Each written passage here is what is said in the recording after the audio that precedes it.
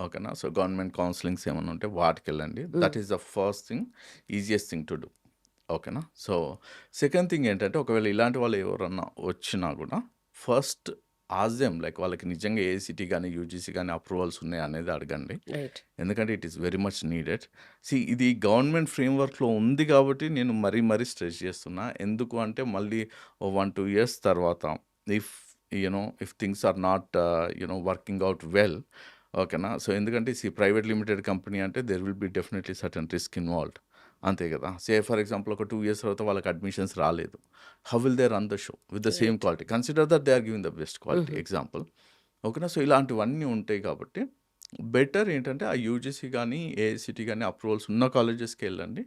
ఓకేనా. And second most important thing ఏంటంటే, ఎక్కడ ఏ పేరెంట్స్ అయినా ఎవరైనా గూడా ఎక్కడ బోల్తా పడుతుంటారంటే, మెయిన్ వీళ్ళు చెప్పే ప్యాకేజెస్ కానీ, ఇట్లా మేము 15,00,000 ఇప్పిస్తాము, 20,00,000 ఇప్పిస్తాము, 25,00,000 ఇప్పిస్తాము. హ్మ్. 100 మందిలో ఒకరికో ఇద్దరికో వస్తాయి.